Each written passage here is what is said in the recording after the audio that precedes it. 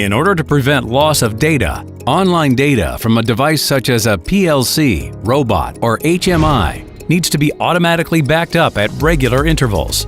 It just takes a few steps to create and configure a backup job in the VersionDog admin client. VersionDog also uses backups to determine if the version on the server corresponds with the online data on the device. This process helps to limit unauthorized changes and to ensure that all changes are checked in centrally to the server. To set up a job for a SIMATIC S7 project, for example, you first need to select the component in the project tree. After you do this, it just takes one click to open the job configuration.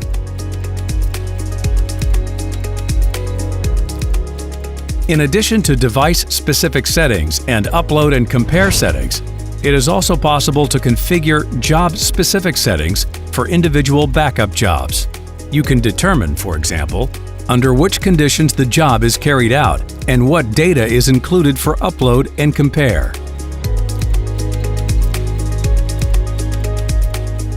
After the job has been configured, a backup is manually started to test the connection to the PLC and to check the configuration settings. Data is uploaded from the controller to the server.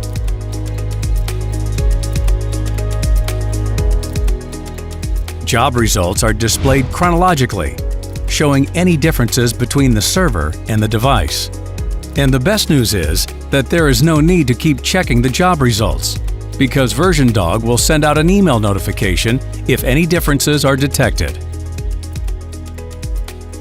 Not all users have access to the VersionDog admin client, but that is not a problem because it is also possible to access and retrieve backups using VersionDog User Client.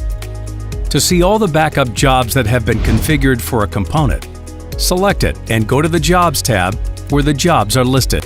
Simply clicking on a job will also allow you to see at a glance the results of all comparisons for that job in the user client. If a malfunctioning controller needs to be swapped out, downloading the backup data to the new device is a matter of just a few clicks. To do this, just select the backup from the list and copy it from the server to your client PC. The retrieved backup is now in the working directory and can now be copied to the device, or changes can be made and a new version can be created.